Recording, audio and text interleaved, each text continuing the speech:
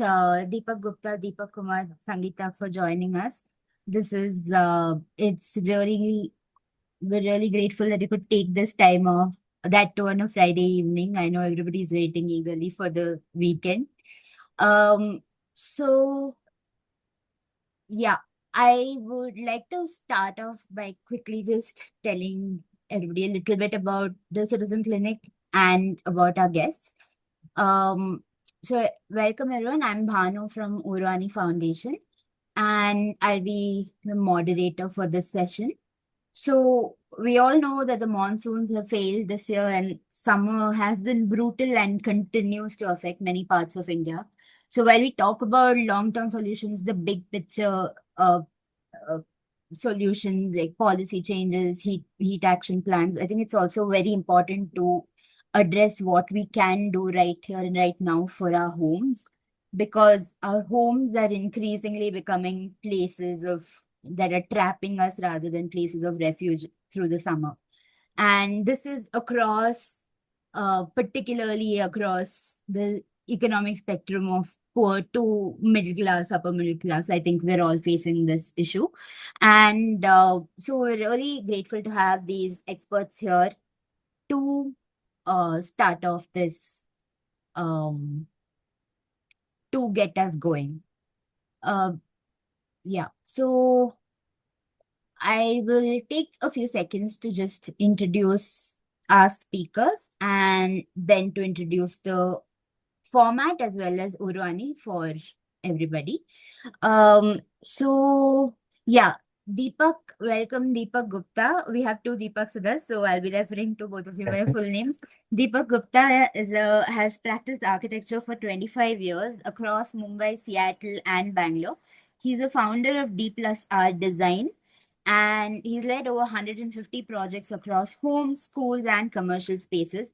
He's also trained under Charles Correa, and he's worked on the Vidhan Sabha building for Madhya Pradesh. So he has some big credentials behind his expertise. So thank you for joining us.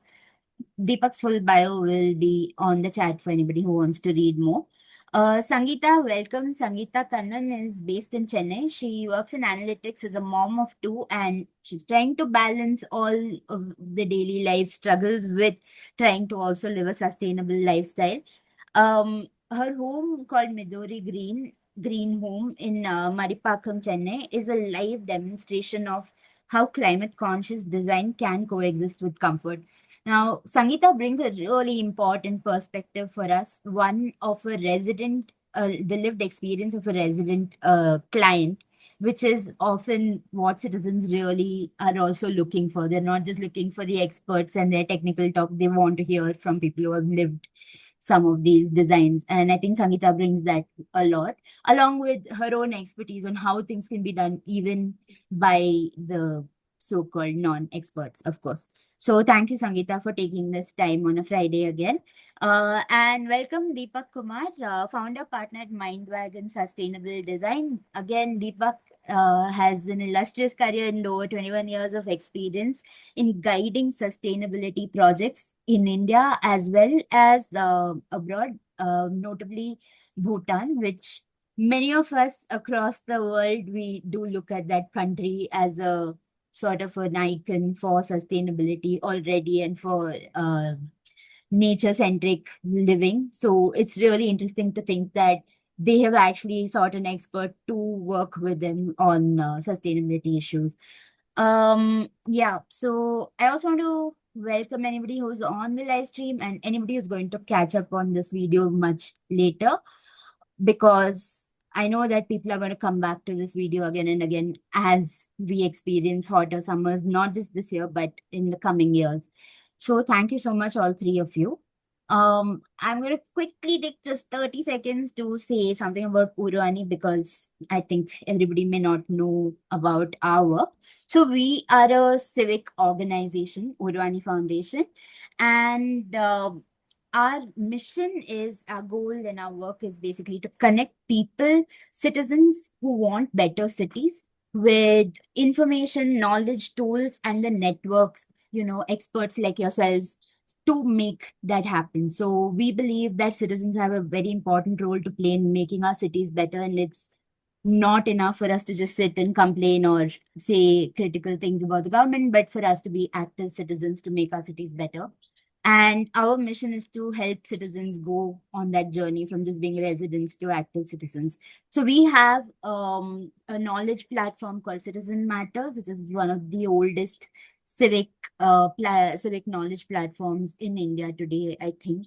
I think I can make that claim bravely. And we also have a data initiative called Open City, which hosts one of the largest urban data portals in the country today. We make sure that any data related to cities and urban spaces are available on Open City as much as possible. And we also engage a great deal with citizens, the community, as we call them, through our Civic Learning Hub, where we conduct courses, master classes, workshops, knowledge sessions, training sessions, because we want to equip citizens with all the tools they need to start making their cities better. Um, so yeah, thank you so much for joining us and being part of our community now.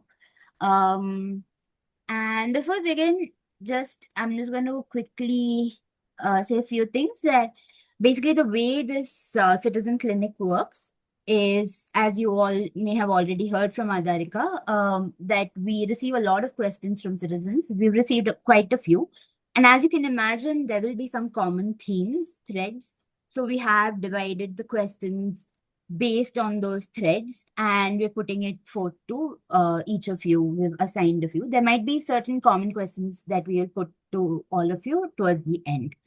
Um, and if anybody has any questions, anybody joined us today on Zoom or on YouTube, if they have any questions, they're also welcome to put them and we'll try to take them up.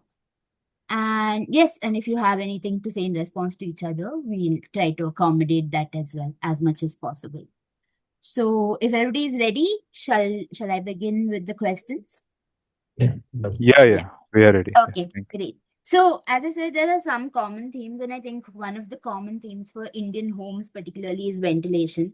A big question that we ask, and Deepak Gupta, I'm going to start with you, is Yeah. that questions are around how do I use natural ventilation to my advantage the best?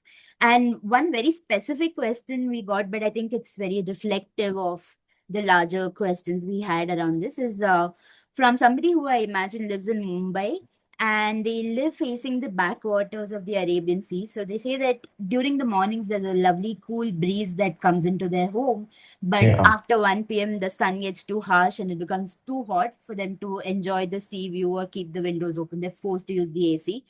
They obviously want to stop using the AC, keep the windows open, invite the sea in as much as possible. So they're asking, how can this be done? And let's remember, it's a rented home. They can't do too many structural changes. But I think it's also an important question because this is something people face a lot. Humidity forces people, especially, to get to an AC. I live in Bangalore. I'm still managing without an AC. But in Mumbai, I imagine this would become a necessity. So is there a way to escape that, especially when you have the Arabian Sea in your view? Yeah. Yeah, so I think we have done recently few renovation. I had shared one image. I don't know if you can show that. Where so the whole idea of natural ventilation, the way it works, is you have an inlet and you have an outlet, right? Especially in Chennai and Mumbai, where the humidities are very high, you certainly require some sort of a cross ventilation, right? So, in a lot of renovation project I'm doing in Bangalore, we have introduced this clear story window, which is like, we always have these ventilators touching the ceiling, right? So, hot air is always going to rise, it's going to touch the ceiling. And so, in our work also, I have shared some images that we always have a clear story window with sliding glass. So during summers, typically these are open, right? Now, coming to your question about, I think that's probably Mumbai, my apartment there. I think, see, in places like Chennai, you cannot avoid air conditioning completely, right? So it's always a question of temperatures are highest during afternoon, right? So they have to use the AC, right? There's no other option. But to keep it open, the morning and the evening breeze, one of the things they can do is like above the glass. Typically, they'll have a sliding glass, right? If without structural changes, I mean, whatever is the current arrangement, they can have these roller blinds. Like the thing is, if you have shading, then it is little more comfortable, right? So there are a lot of these bamboo shading which you can do for the afternoon sun, especially if you're getting the afternoon sun. Shading always will reduce perceptive, temperature also, right? So a lot of Mumbai apartments will have roller blinds, which are like bamboo roller blinds. Um, they can have humidifiers. Humidifiers in the sense when it's like hot, dry, not like winter. I mean, typically after rains, you have humidity pretty high. But structural changes, which we do is very minimal, some sort of a natural ventilation, like a grill. It can be as small as 1 feet by 2 feet, touching the ceiling, next to the beam. It allows the hot airs to release and create some sort of a movement, right? If you have a inlet at the bottom and outlet at the top, then it certainly reduces the temperature because the air starts moving. So typically in an apartment, we could locate for an opposite window, right, on the wall on the the balcony which is facing the sea, and then you look across, maybe the front door, the main door is across it. They can insert a small grill there, right? So only the air will start. And I think once the air moves, I don't So, think it makes. if I'm getting this correct, the crucial thing for ventilation is what comes in has to go out. So Absolutely. they absolutely need to look for whether there are outlets on the other side of whatever Yeah. window they want to keep. Yeah. Yeah. Got it. And these on new projects, these are pretty built in, right? I mean, this is one of the ways our projects are totally based on design, some combine these themes that basically we look at skylights and all skylights need to have some sort of a we have little ventilation skylight because hot air will stack, it's the stack ventilation. The hot air will always rise. So right. So typically we do have double heights in our building. I'm sitting in one in my studio is a double height actually. Right. So that allows for natural ventilation quite a bit. And yeah, so anybody in their apartments can figure out.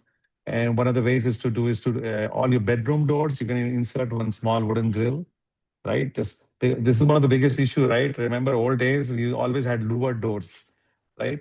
And now we are used to sleeping in closed doors with a flush door, which is not good for health also. Even your bedroom should ventilate.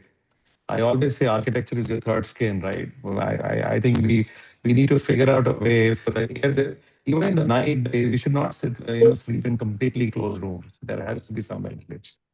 Yeah. Makes sense. So, Sangeeta, would you like to come in? Do you have any tips or suggestions? How how would you have approached this in your own home? So I think one of the that I have is I got to build our own house, I mean, with the help of an architect, and we chose to go with a sustainable firm called Green Evolution in Chennai, and it was nothing that we did not have an idea. So whatever points Deepak mentioned, it was all incorporated in the house, and we couldn't have done it without the help of that architect because we are not used to seeing these tall windows nowadays. It was all a part of olden homes, but we were able to get that built in our house. So anywhere like anybody who enters our house, the first thing they see is your house is so well ventilated because there are like huge 6 feet tall windows which go on up to the ceiling in every room. The architects really tried to ensure that we have sufficient cross ventilation. They place the windows in the right direction depending on where the wind comes in the particular location. So far, I think I went into the house when I was 30 plus, but all my life I've always been in houses where the windows are usually always closed. We were just used to always sitting in closed rooms. We open the doors sometimes, but just because we think, okay, this room is an AC room, nobody, does the hassle of opening windows, closing them again, especially when we have these older non-sliding windows. So after being in such houses, this was a huge difference to me, and now I hate closing windows. Even when we have to put the ACs, I just make sure we close the lower ones, and the upper vents are always open, which the same as the hot air has a space to go out. So I think Yeah. that has been a huge differentiator in our house, and I understand a lot of people cannot get that. They live in apartments, they don't have the luxury. But as he said, ensuring that you take some time every day in the morning and evening, open the windows, let your rooms breathe. Don't just sit in the same closed, enclosed air all the time. And of course, during the sunny afternoons, it's better you actually close the windows. You keep curtains off so that you don't get more heat inside the house. But opening them and getting the hot air from the house, getting to letting it outside the house is something that I believe a lot of people do not do, and it's a huge difference that can be made. Yeah. Yeah, That's a, I would like to add. yeah. So same thing. This is what I know the concept of air conditioning. Everybody knows air change, right? Hmm. And this is what she said is correct. First thing when I start working on a new project for somebody who's living in an apartment, I'm doing a house for them, and I simply tell them weekend.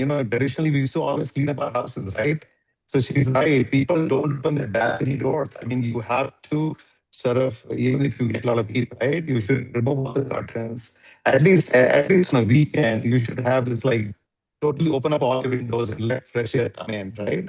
And you'll be surprised in some of the rooms, the air has been stuck for months and it will actually bring some sickness to you. So people can simply by opening their doors, at least on a weekend, if you're busy on Monday to Friday, that will really make a huge change actually on how the experience is. Go ahead. Makes sense. I think two things that also struck me from what both of you said. One is, yes, even if you live in a rented home, let's say it's a long-term living, I mean, if you are going to be there for a while, I wonder if it makes sense to see if one's means provide, if our income provides, maybe it makes sense to still invite an architect to give certain suggestions by Oh, looking at absolutely. actual space. Absolutely. Because from Yeah. what Sangeeta said, also, I think the expertise of an architect was invaluable, right? So I wonder if people should consider that, right? I had shared, is it possible for you to share the image? I had sent one image of a ventilator on the top, right? And that is exactly, I have that's the what we've image. been inserting in older projects, right? People, it's a small thing, it's like step into the ventilator, if you would see, right? So just by adding next to that beam, I had sent bunch of images, one image. And I think this is what can be easily done by anybody, even if it's like it's a rented space. Um, Yeah. I can try to share. yeah, you can later I in. I mean, you'll have to tell me directly Yeah, to the the first one, I think, yeah. right. No, even before that, or I think shuffle, just go down. There is a little, yeah, this is our router. Yeah, so you can just stop there. So you can go back. So this is what we do in all the projects, which is like the previous image, which you had.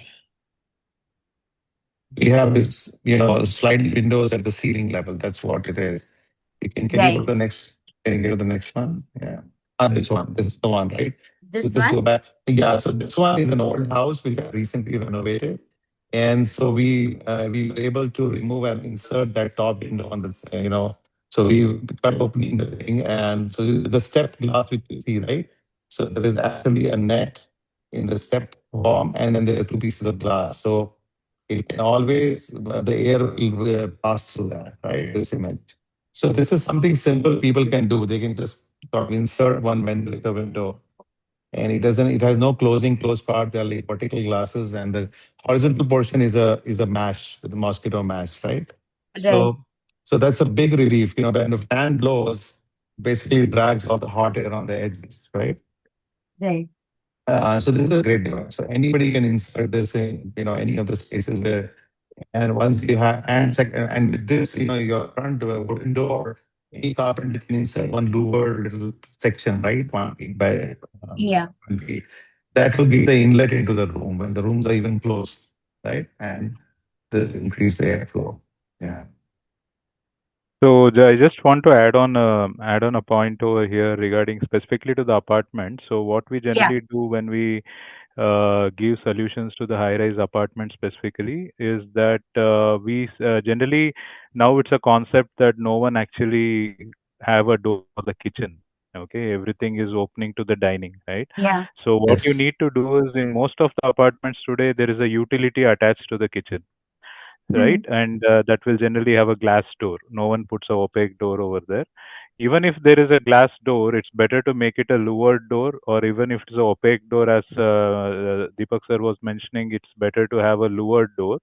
So what happens is when you're talking about Mumbai, the breeze from the sea when it for Yes. so most of them are Yeah. more generally. I think you are talking about a flat in Mumbai where they have a balcony facing towards the balcony in a living room or a dining room facing towards the sea, right?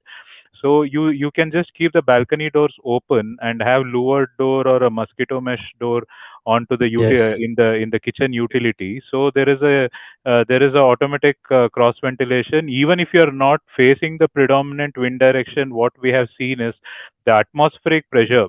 Here, okay, you have a sea breeze, I understand, but even if the sea breeze is not there, the atmospheric pressure, what is acting on the building's facade and on the earth, automatically pushes the air into the house, and it will take the natural close by exit which is there. So if you see Yes. today's apartment planning, obviously everyone have kept all their kitchen open to the dining, and we can use the utility door if it is lowered or with mosquito mesh as an advantage, where it can capture the sea breeze onto the living spaces and exit out from the utility doors. Okay.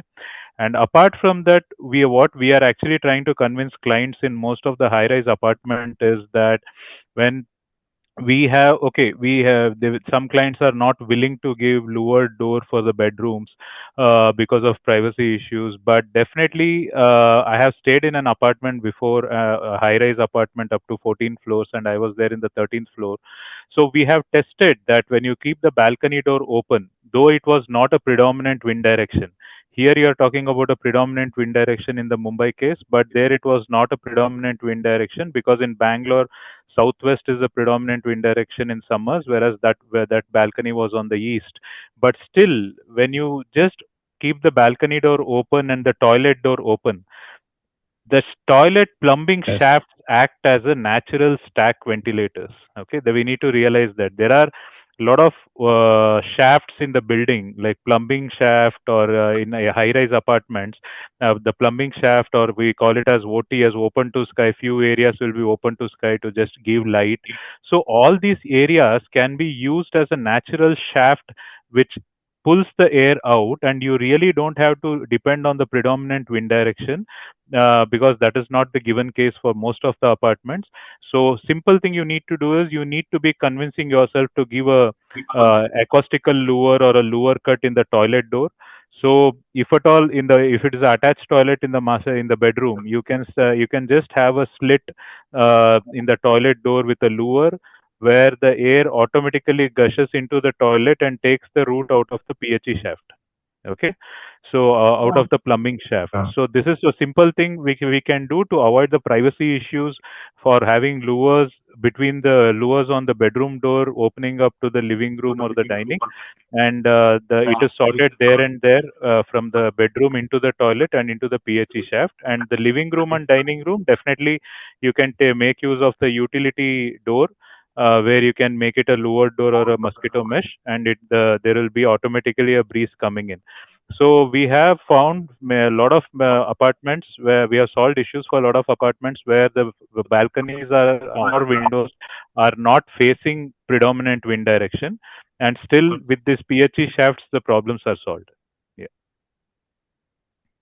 That's a really useful point, I think, particularly for apartment living. I should quickly move on to other themes and questions.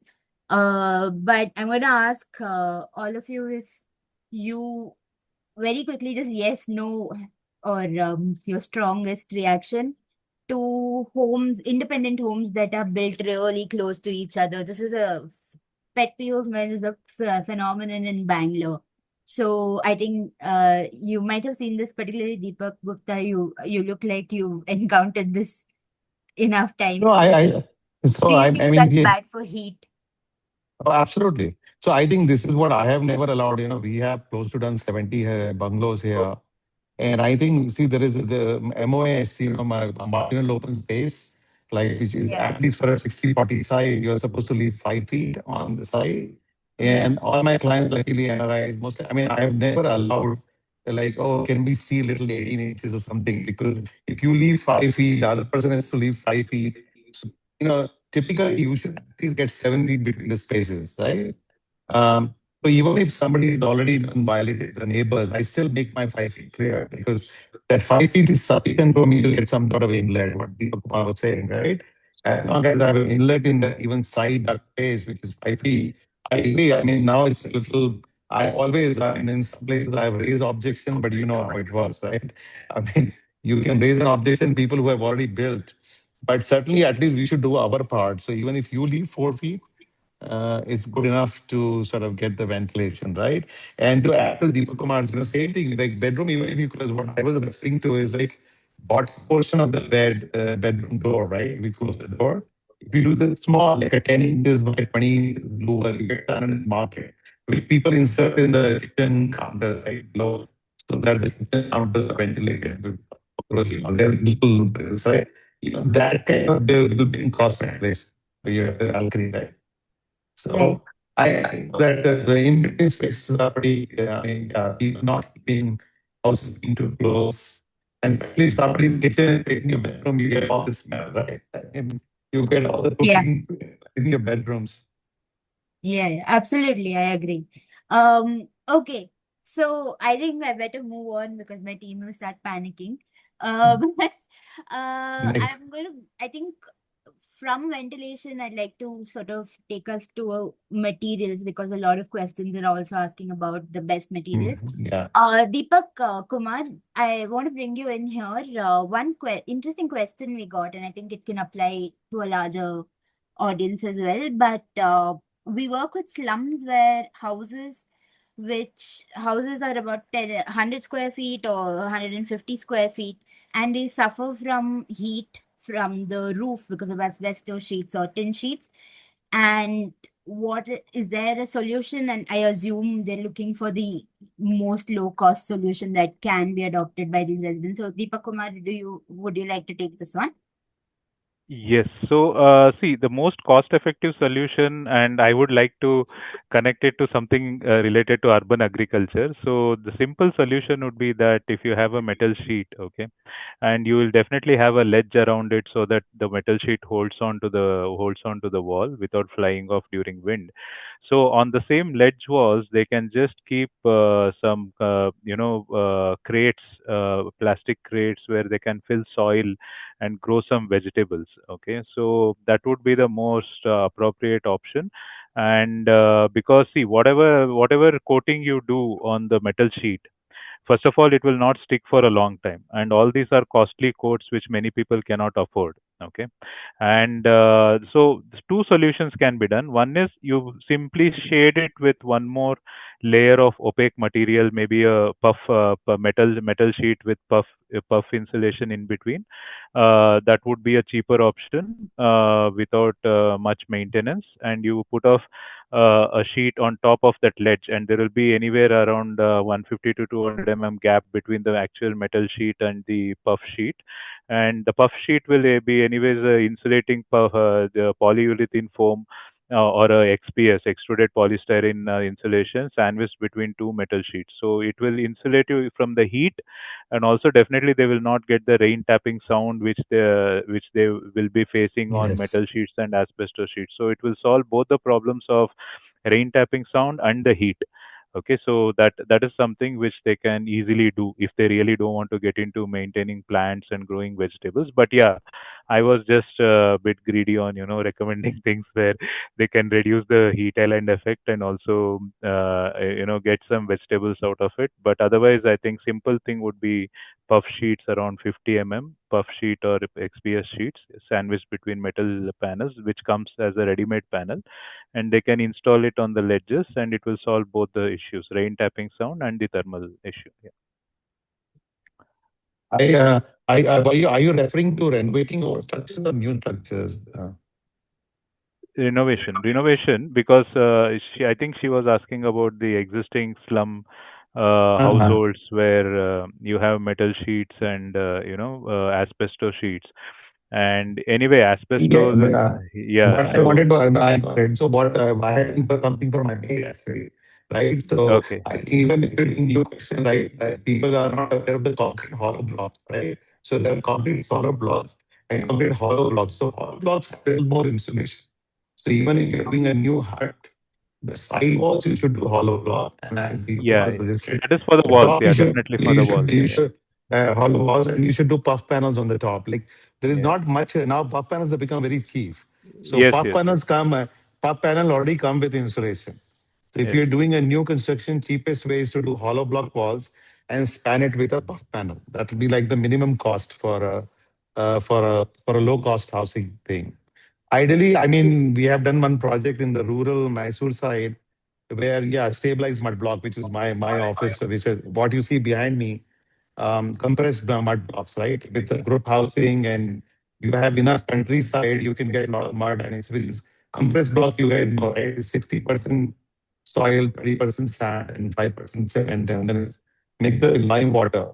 So in terms of materials, I think compressed block, if you are doing a larger slum area or low cost housing, and I think soil blocks are the ideal. They have no energy in terms of production, right? I mean, it's a less energy intensive material. Yeah.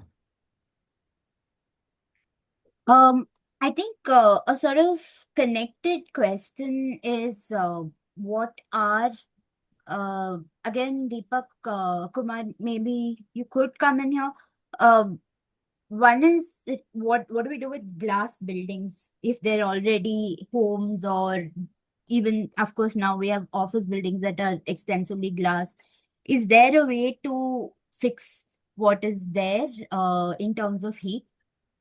Yeah, so we deal with a lot of IT buildings in our practice, and this is a most common issue. And this has twofold issue. It's not only heat, but also it creates a visual glare because you get a lot of sun inside the offices, and which is non-utilizable. We call it as a non-utilizable daylight because the lux levels goes up to light levels goes up to 15,000, 20,000 lux, and for reading and office purpose it cannot be more than 1000 lux. Okay, so that is, Right, so we have a twofold issue over here. It's not just the heat, but it's also the glare. Okay, right, so for both the cases what happens is, okay, first and foremost, if you are talking about a existing office which is built around 5 to 6 years before or 10 years before, I would say that they would have definitely built it with a single glass or something. But presently, all the Yes. offices go with a double glazing. Okay, DGU, what we call it as double glazing Double unit, sides. Yeah. where we have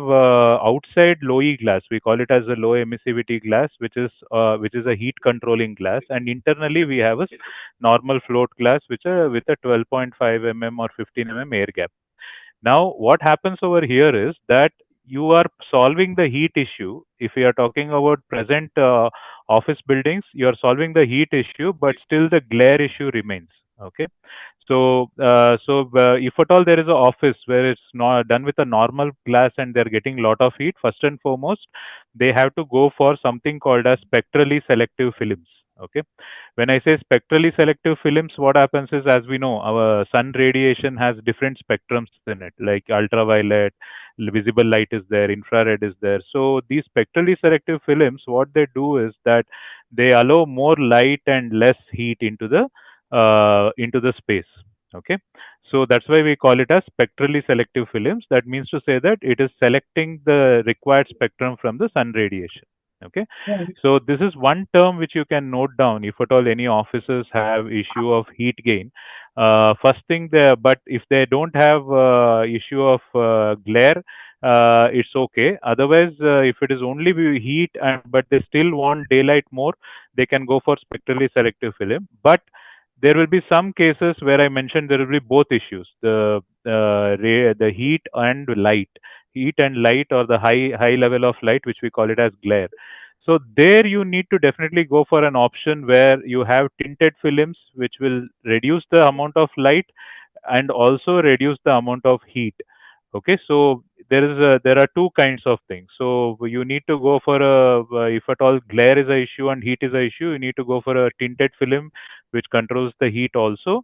If glare is not a issue and if only heat is issue, you need to select a spectrally selective film, which selects only the visible spectrum more and cuts off the infrared spectrum to the larger extent.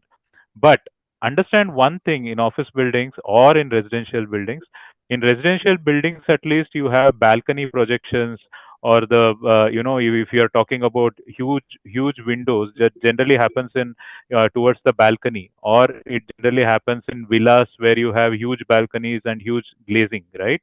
So Yeah.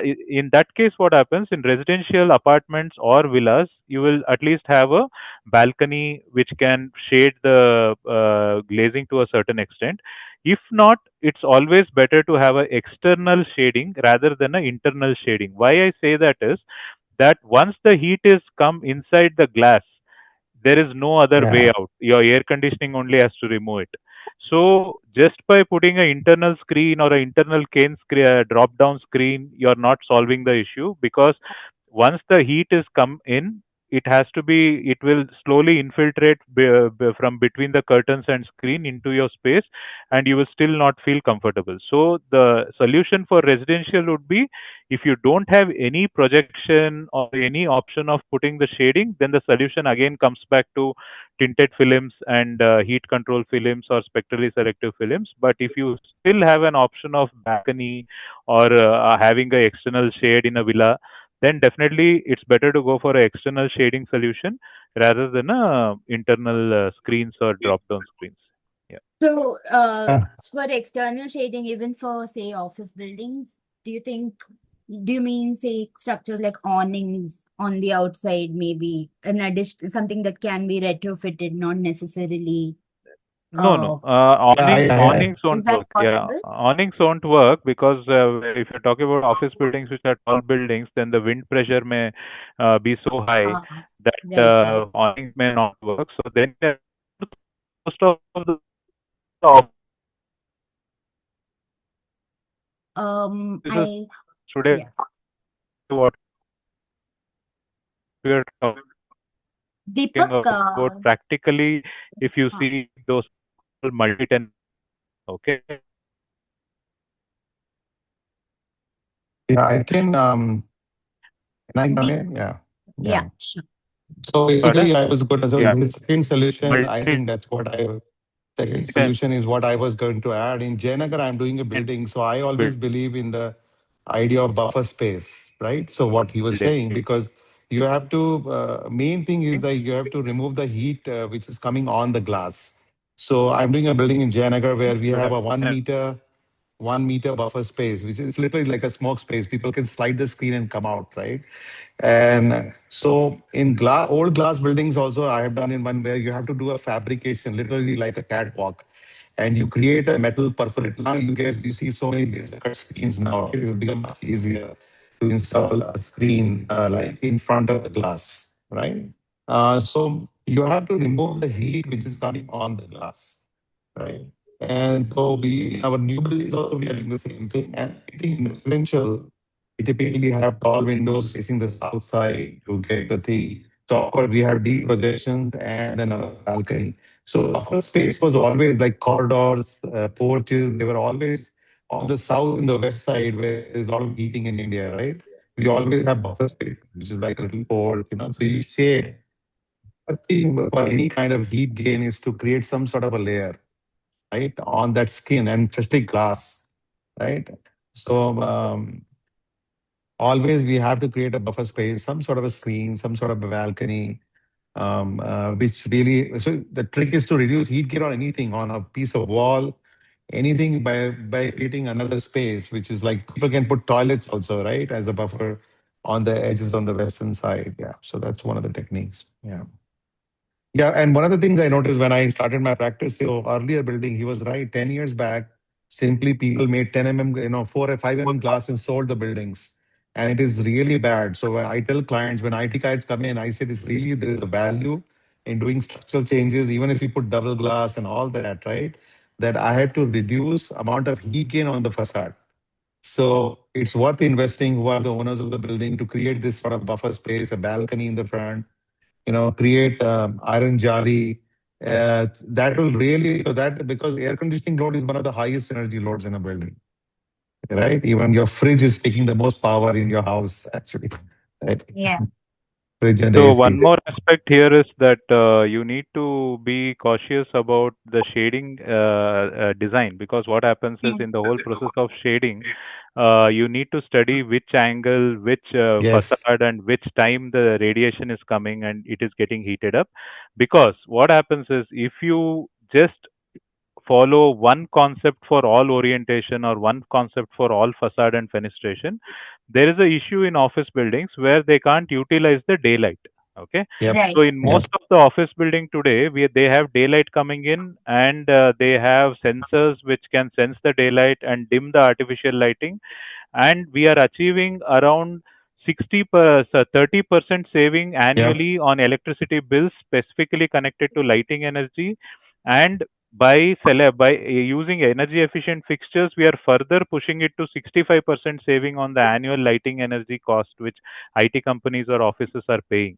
Okay, so it is a huge cost which we will be eliminating from the advantage what the occupant can have if we go with single concept for all orientation, because the sun angle changes in the east, west, north, south as per the latitude, longitude. So it requires a clear simulations and analysis. What we generally do Yeah. as Yeah. consultants with other architects is that we design the shading, as Deepak sir rightly said, when we have those what do we call it as catwalks, or the walking area between the main glazing and the secondary glazing, a secondary facade shading. So we have the secondary facade shading angled and designed as per the sun angle, so that Yes. you will cut off the direct radiation, but at the same time you can take the advantage of diffuse sky component and Diffuse daylight light. Yeah. coming in. Yeah, yeah. Okay. Yeah, for your viewer, actually, as you were saying, we all have now they may not be very specific software, right? So you can literally put a Yeah. longitude, latitude, you can calculate how you can modulate shading the daylighting. So Hmm. those tools are there. All most of us, yeah. I think what I'm hearing again is that it's really worth if you have the ability to consult a professional, consult an architect, and a contractor is not the same thing, particularly for some of the smaller homes that we see built. One, I'm I think we will move on from the materials to retrofitting quickly, but one last question I'll pose to all of you, but it's a bit simplistic, but if you had to pick two to three materials that we as Indians in our homes, particularly in the tropical Indian belt, and I mean, I know we have a lot of cooler parts, but in India, what are three materials that you think home owners should focus on if they want to build for heat or if they want to retrofit for heat? The new houses you're saying, yeah, for new New houses, construction. yeah. So you know what is the behind me? I mean, what we've all learned from Laurie Baker. You guys know Laurie Baker, right? He's the one who started the whole Yeah. revolution in Canada. So what we do in our projects over the years now that because you're not getting expensive, so this fired block has already, it's a heated block, it's treated carbon print and all that, right? So for the walls, now in all my projects, I'm using stabilized mud blocks, right? Which is what you see, which is purely six by, so Stabilized mud may, blocks. yeah, yeah.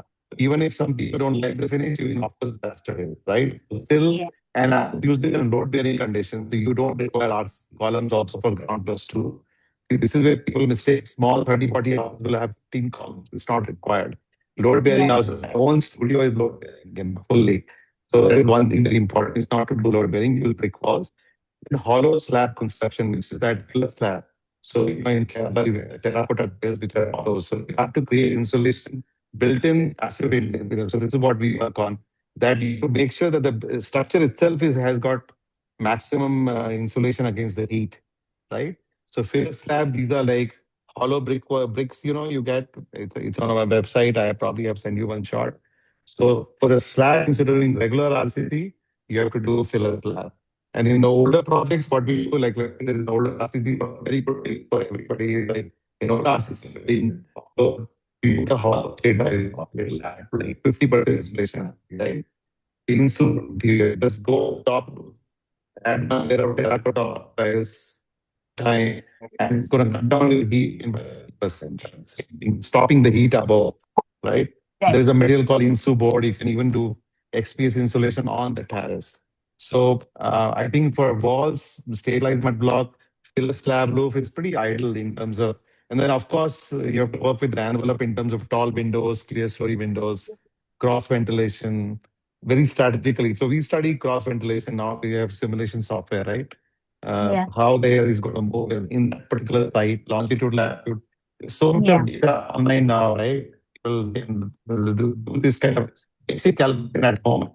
So AI can help you there to, yeah. Deepak Kumar, do you have an other material as well? See, let us talk about villas. Okay, villa projects. If you are talking about a residential villa or a house, Or an I still think, independent home? Yeah. yeah, independent house. So see, there is a bit of a technical issues in today's heat control blocks what we are talking of. Okay, so we would have heard of autoclave aerated concrete block which has air bubbles inside and it controls heat, and we have few more other blocks like that. But what happens is that in India, if you speak about all the climates, like for specific, if you take Chennai and Mumbai, there is heavy rainfall over there. Okay, these blocks are not able to cater to that particular situation where the wall gets really wet and gets a lot of hittings by rain. These blocks are not able to take it as of now. Okay, so what I would suggest still is that sometimes when the rainfall, if let us take the, you can still use those blocks in Bangalore and the dry climates where there is no heavy rains all over the year. But definitely, for I would take the huge rainfall coastal areas as a worst case scenario. So I would still suggest going for a high density brick. But to control heat, you can. There are a lot of not now. Even if you refer to Laurie Baker's work or a lot of buildings which are done before, where before we got all these thermal heat control blocks in the market, they used to create something called as rat trap bonds. Okay, so it is basically arrange the bricks in such a way that it creates a air cavity between the in between the wall. Okay, so that rat trap bonds used to act as heat control because basically you are locking the air between the brick and that is insulating you from the external heat. As simple as Yes. that. Okay. Mm. So it is basically wherever the rainfall is very heavy, I would definitely recommend going for high density bricks with a rat trap bond. So your issue of water seepage into the wall also is reduced, and also you will also get a heat insulation by rat trap cavities inside.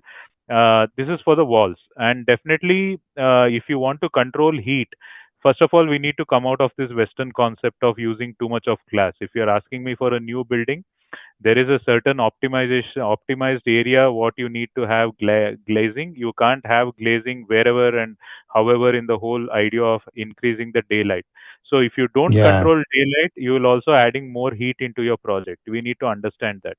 And most of the time giving bigger windows does not mean you are giving more ventilation, because it is simple.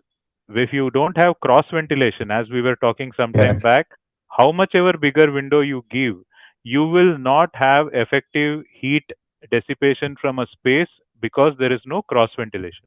So please, people should not mistake giving bigger windows without a cross ventilation as a solution for having a good ventilated home and having heat dissipated outside. That will not happen. So first and foremost, when you are planning the house, always you should have at least one inlet and one outlet, as we were talking some time back. That is mandatory. How much ever bigger windows you have, it does not matter if you have the window only on one side. Okay, that is one thing.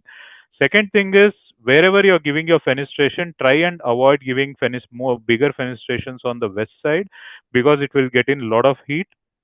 And even if you give it on the south side, optimize it not more than 30% of your wall area. Okay, so we always say don't increase your glazing area more than 30% of your wall area, because more than 30% in tropical climate, especially in residential projects, it will get in more heat. And after that you will be more spending more creating, it's like creating a problem and trying to solve a problem, right? So we have done simulations where if you even have 30%, 40% window glaze area, you can still have 150 to 200 lux inside the rooms or living rooms without increasing the unnecessarily increasing the glass area. So the key is come out of that Western concept of giving big, huge glasses for in your residential or apartments or in your offices. Okay, offices I can't say much because that saves them time, and time is money when it comes to IT sector buildings. But residential, definitely you can think logically. Where I'll tell you a few examples where we are dealing with lot of row houses. Okay, so we were just mentioning that okay, houses have to be offset around the building, but yeah, that happens in individual villas and individual villa plotted developments. But there are developments where there is common wall between two villas, and those sites are as small as 27 by 38 feet, and the only the 27 feet sites are open for glazing, and still we are achieving daylight of 110 lux, 150 lux for 75 to 80% of the carpet area. So if it is a new building, definitely we can take proper design solutions from the architectural design stage itself and optimize your glazing and have more of cross ventilation. So one of the cross ventilations what you can think in villas is when you have a small villa and you don't have open area on all the sides, you just have on two sides of the house, then definitely you can have think of using your staircase. If you have a duplex villa, you will have a staircase to go up, right? Now that staircase will also go to the terrace, obviously. Now that particular staircase, if you design it in such a way, we call it a same as like a stack effect. You can design the staircase wells in such a way that it terminates on the terrace to exhaust the heat from the house. So what happens is, again, you don't have to depend on the predominant wind direction. You have to just keep, and you may have constraint of that you can give windows only on one side. Okay, that's okay. So that one side window will get in the air, and the staircase wells will exhaust the air. Correct. So you are solving the problem of cross ventilation and also getting daylight, and that's how you need to design on that. Okay, so Right. that is Right. is the yeah. Okay, that's a good example, I think, for people to understand what you mean. Thank We definitely need to move on, and I think we have, as I said before, many people have already built their homes there, or they live in places where they cannot have new houses. So it's really important to talk about retrofitting. We have to talk about what modifications can be done. And one of the things that I think Deepak Kumar, you mentioned was greening. So Sangeetha, I want to bring you in here to talk about your experience and what you think other residents should do in terms of greening as a way of reducing heat. What have you done? And what do you feel would work best? Or how should people go about thinking about it? So one thing, we named our home Midori. It actually means green in Japanese. Right. When we built the house, we started with a huge dream of filling it with greenery all around the house. We had the 5 feet gaps around the house that was also mandated by law. One thing, if people have space outside the house, definitely fill it up. Don't just have cemented pathways. If possible, have soil, have plants and trees, natural trees, something that's local to our climate, our country. If not, at least keep a lot of potted plants. One good thing I noticed after COVID, everybody is into gardening. There's a bunch of YouTube videos, a lot of pages. There's a lot more access to knowledge, and it's something that you need not spend a lot of time from your own pockets to actually get into gardening. Even if you live in a small rented apartment in a high rise, you will definitely have at least one small balcony. And as both the Deepaks were saying, the idea is to not let the heat enter your house. So whatever shade you can give, if you cannot retrofit, if you cannot spend, at least keep pots, keep plants. They can act as a shade, and Yes. not allow the sunlight to come into your living spaces. So having these tall indoor plants on your balcony, or depending on the amount of sunlight that you get, keeping money plants which can dangle, any kind of space, vertical space that you can use to reduce the heat that comes into your house, will make a huge difference. I'm Mm. sure we've all gone out on vacations where we're in a resort filled with greenery, and we can literally see how much cooler it is there versus the traffic filled cities that we live in. So at least make small pockets of your house filled with greenery, and you'll definitely feel a difference when you actually walk into that space. The air is much cooler, it's cleaner, it's fresher. So I think gardening is a hobby that everybody can pick up.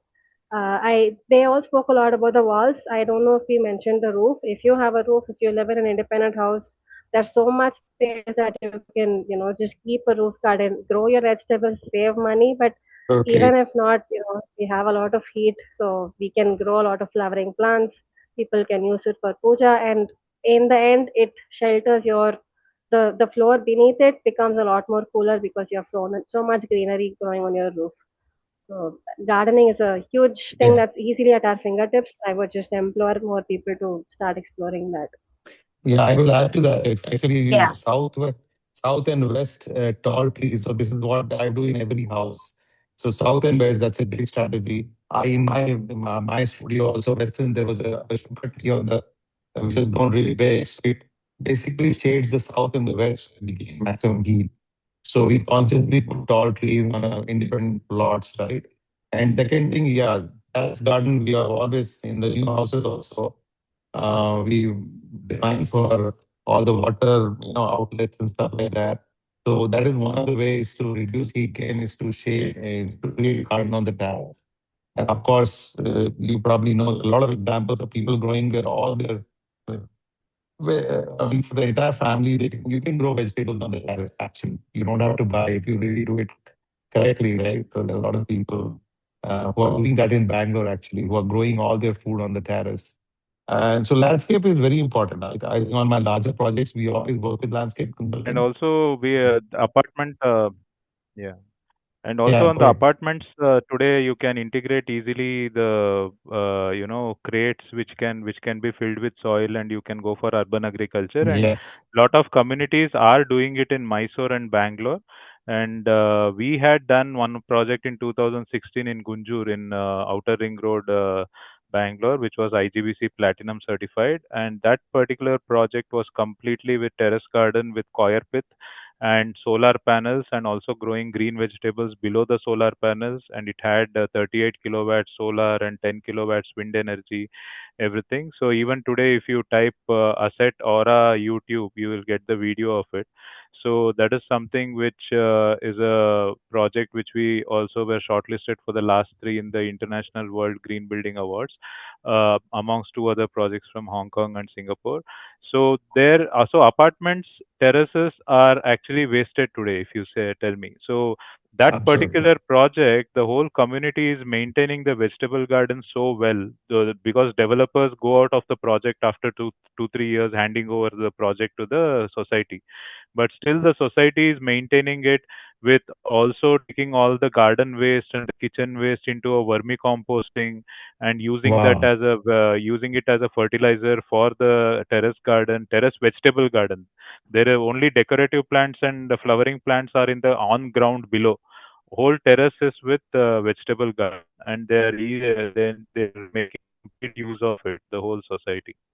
So sometime when you have time, you can type onto asset or YouTube, so you'll get that first link which opens the video where it's actual drone videos after the project completion what has been taken. So that will give you a full aspect of how apartment terraces can be used with vegetable garden. Uh, this is, I mean, I think all of you sort of touched upon the idea of using the roof, using the terrace. Is there any particular concern that, because sometimes residents are worried about waterproofing, leakage, seepage. Yes, that's Is one there number. something to be worried about? Anything that they should just fix before they get on to this? Yes, one of the biggest issue is like, a lot of the, when you put soil with water, it is a very high load, right? So on my new projects, I designed it for that the soil load, but certainly waterproofing, the best way to avoid is to put large pots with a slightly raised. So one thing people should not do is directly grow plant on the slab, right? Because it's designed for that. And even if it designs not works, it so we always raise our plant. The bed is like higher, right? And there's a way for the water to water outlets to go down from the roof, right? So when the all those things have to be studied, that the structural slab can take that much load because soil with the load is quite a bit of load, right? So that is something they can review with the local engineer. But certainly, I would not recommend putting soil directly on the corner and start because it's going to create waterproofing issue. So yeah, that's one of the big concerns. Otherwise, you can do it if possible. Fair enough. Um, I think we should be wrapping up now. Everybody, I'm sure, is eager to also get their weekend started, maybe get to dinner and everything. But I would like to end by asking all three of you one question, sort of unifying, I think bringing all this together.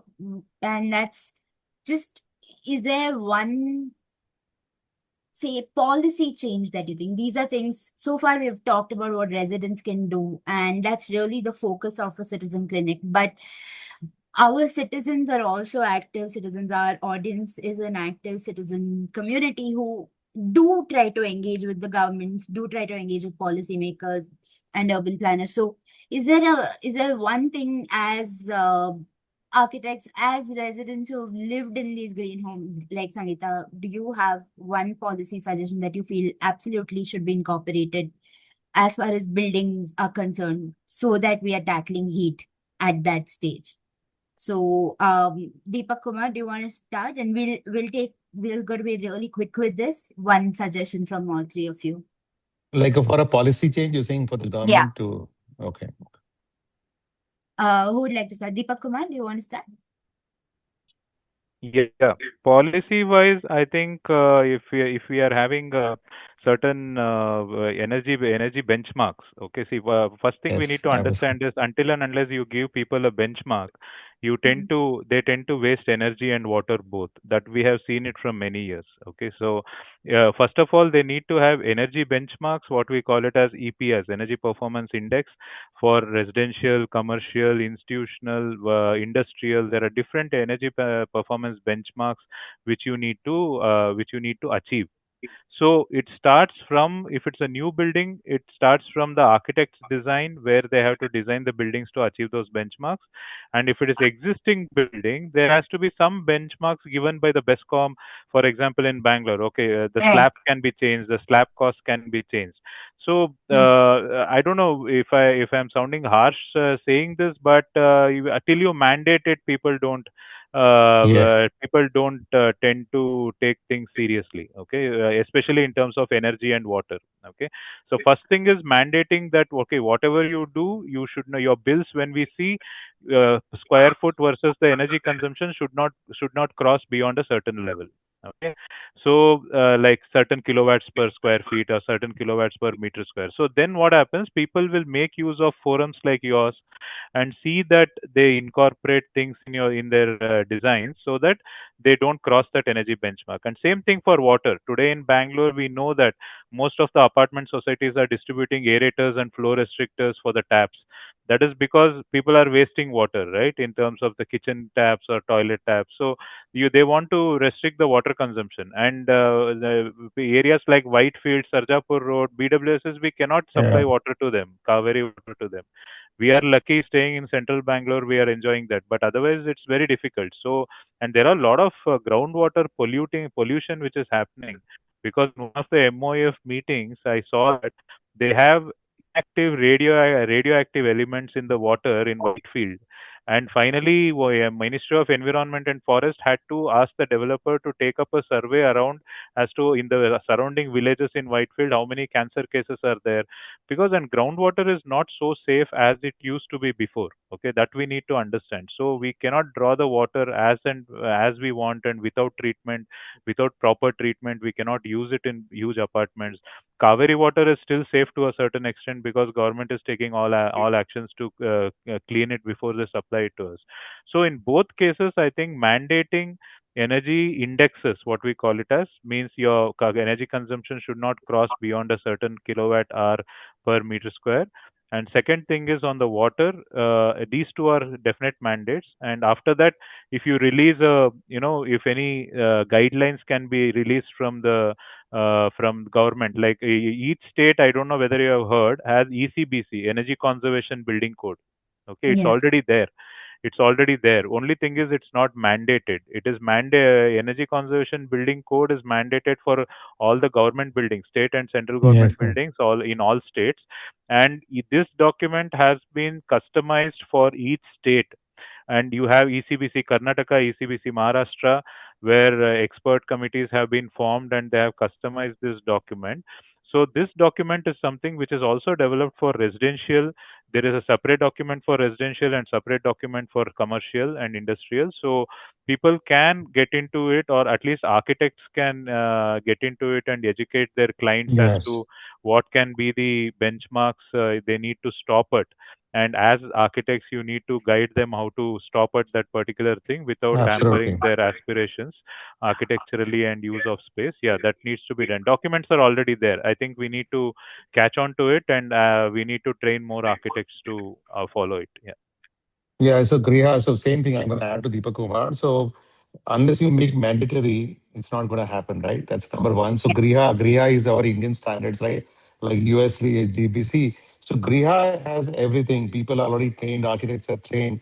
But that's what I'm always pushing. I think a lot of my LinkedIn content, which others have seen, is that I spend a lot of time initially with clients to educate them, right? And Right. show them ROI. It's a simple thing. You show them numbers that if you invest in solar and all this thing, it's going to save you so much money. It's going to, you will, so I typically show that a lot of these energy audits and stuff that you will recover the cost in 5 to 6 years, right? After that, your energy bill will always be low, right?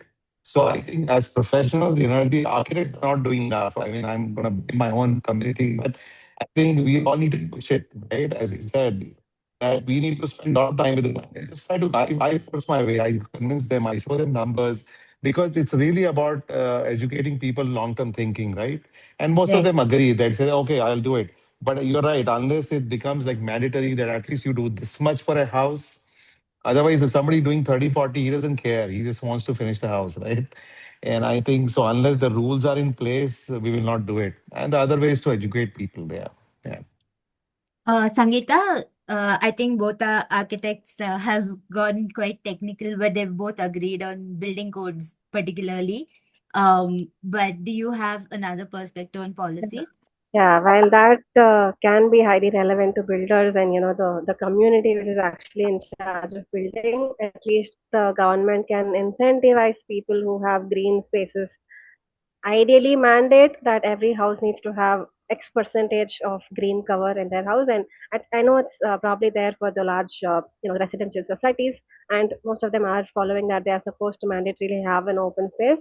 But if possible for smaller developments, more individual houses, any kind of incentivization or soft form of mandate that should help more people have like more greenery around the city and not just lot of concrete blocks. Pretty Well much it. said. Yeah, Um, incentive is a very good thing because in like you have these solar meters now, right?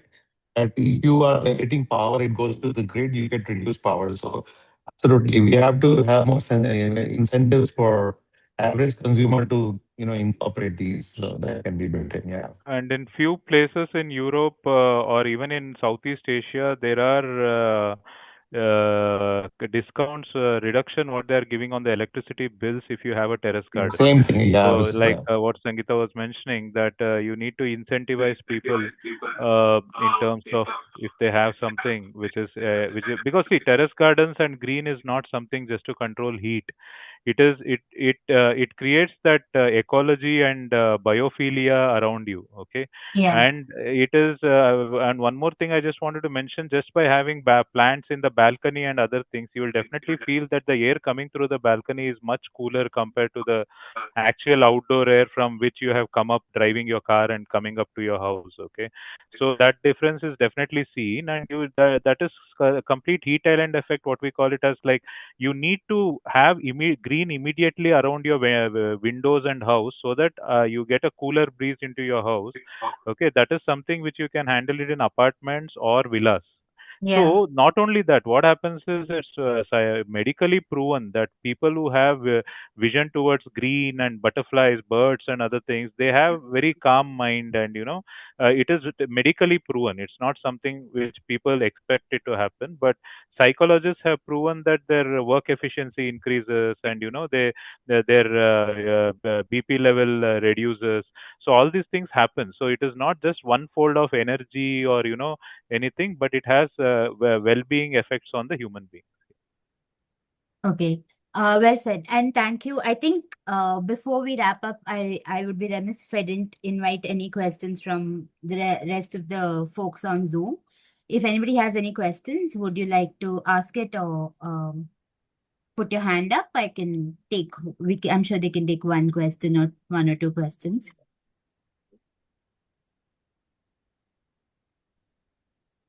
Okay, I think you guys have done such a comprehensive job, all three of you, that everybody's just bursting with ideas right now rather than questions. Thank you so much. I This think was I think such there is an a interesting. question. I think there is a Vignesh, question. do you have a question or are you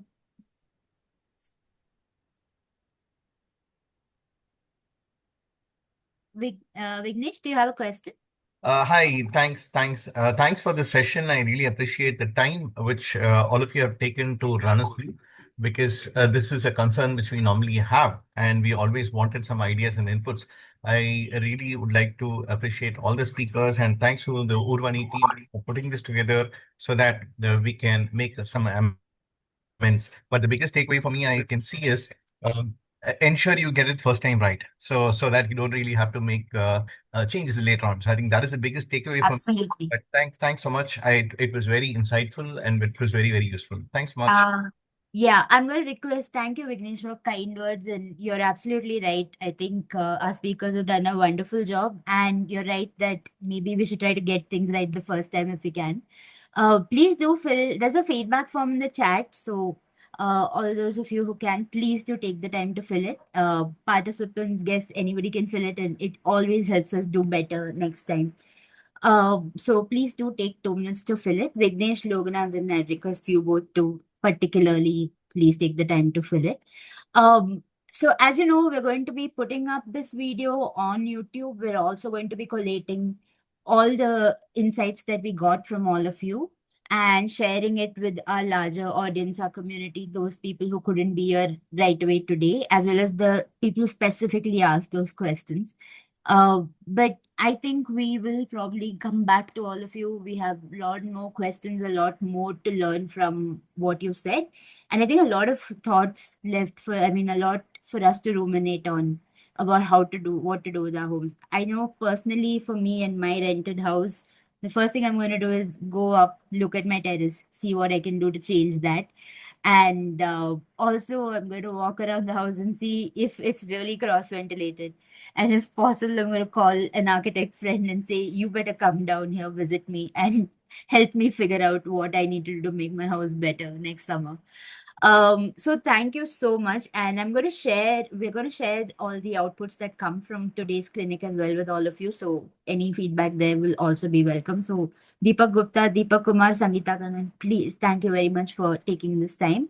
And to everybody who's joined us today, thanks a lot. And everybody who sent in your questions, that was the most important impetus for us to have this conversation.